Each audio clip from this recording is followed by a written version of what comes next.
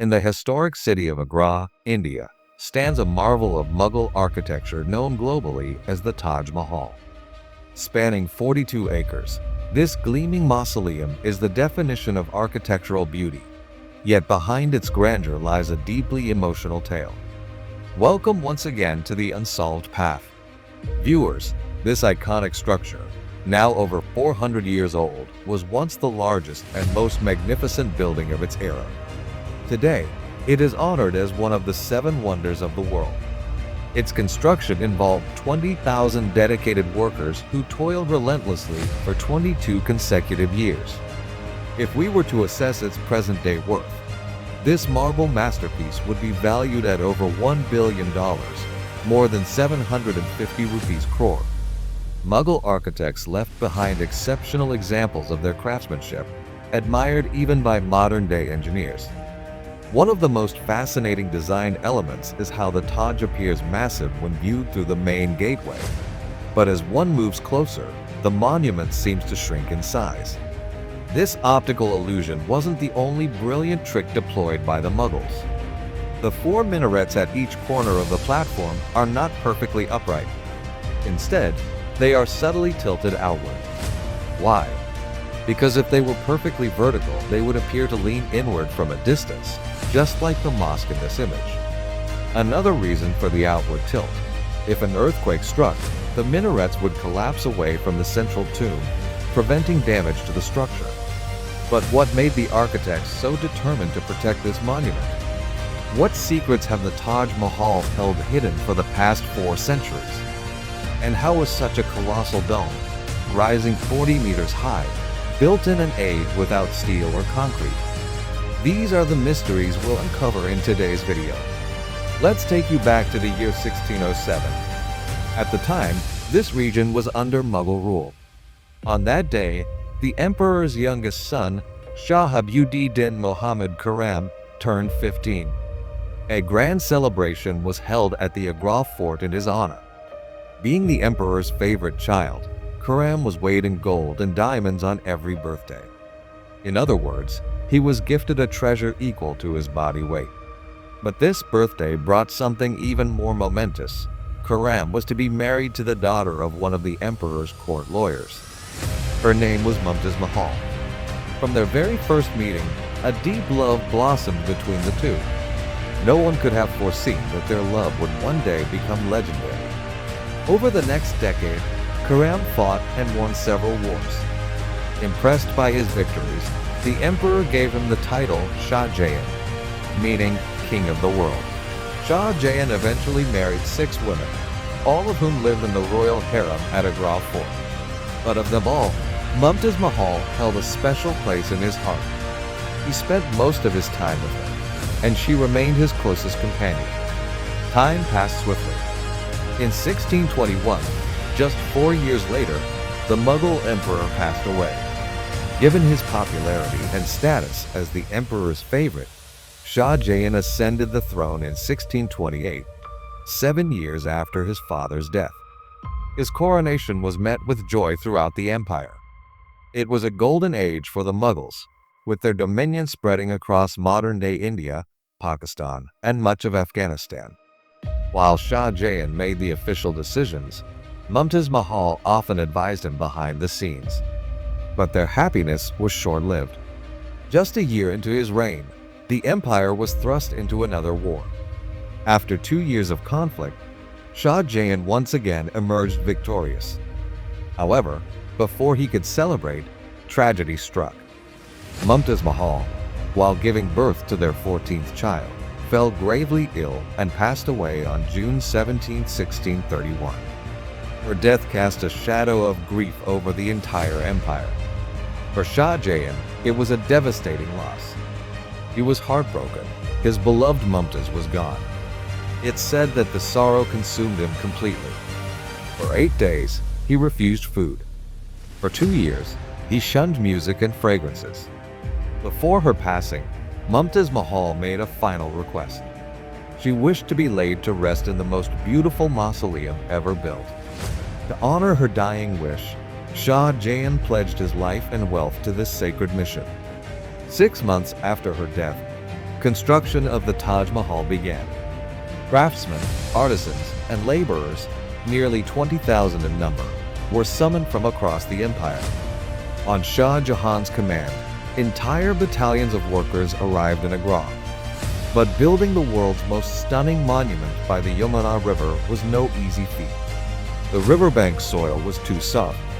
Excavating the ground posed a serious risk of water seeping in and damaging the foundation. To overcome this, Mughal engineers devised an ingenious solution.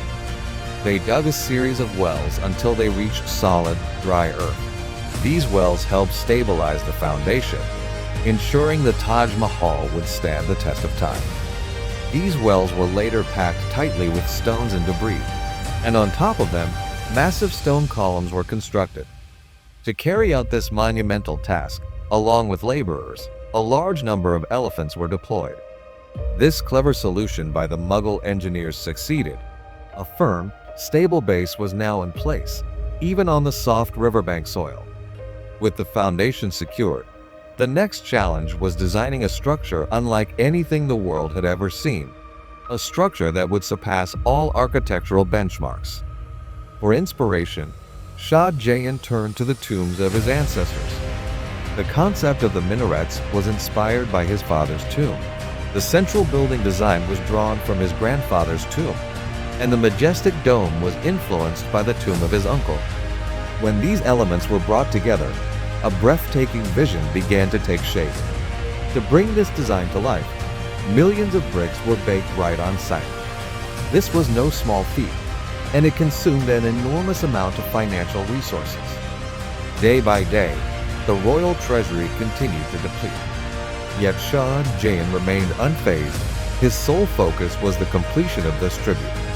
It's said that during the construction phase, such a vast number of workers were brought in that food shortages began to affect the surrounding areas.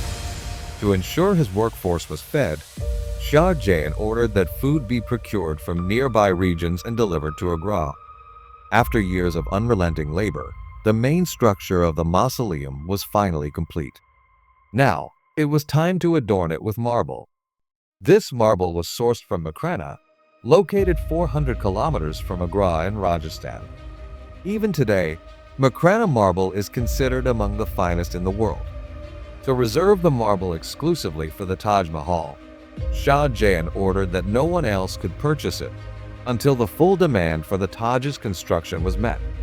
Thousands of elephants were used to transport tons upon tons of this marble from Rajasthan to Agra. The dome of the Taj Mahal is so immense in scale that its sheer size leaves onlookers in awe.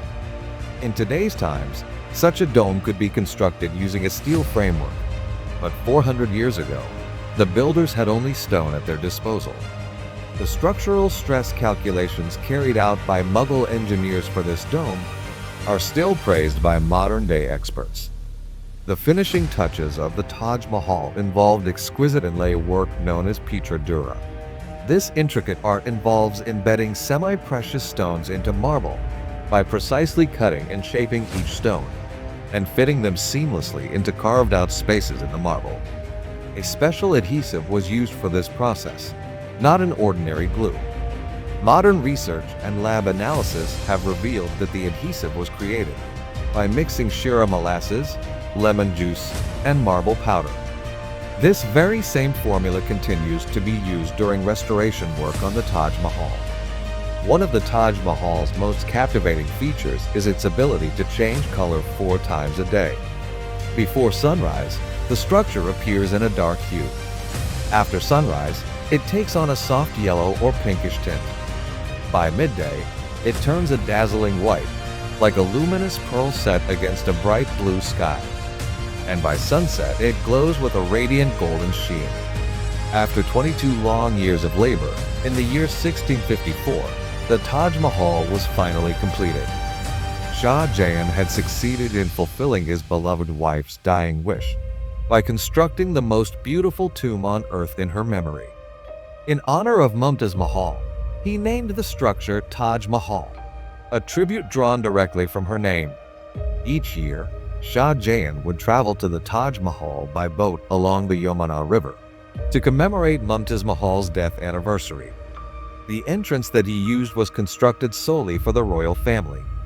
The gateway walls feature intricate carvings and ornamental work, designed to delight the eyes of the emperors and their kin. Despite the architectural triumph, the project had pushed the Mughal Empire to the brink of financial ruin. Just 4 years later, in 1658, Shah Jahan's own son seized power, dethroning him to claim the empire. Shah Jahan was then imprisoned in the Agra fort. One concession was granted to him: a window from which he could gaze upon the Taj Mahal, the eternal resting place of his beloved. After 8 years in captivity, Shah Jahan passed away at the age of 74. It was finally time for Shah Jahan to reunite with Mumtaz Mahal. He was laid to rest beside her, inside the Taj Mahal. We hope you enjoyed and will share this video. Thank you for your heartwarming comments and continued support. We'll see you again in another fascinating video.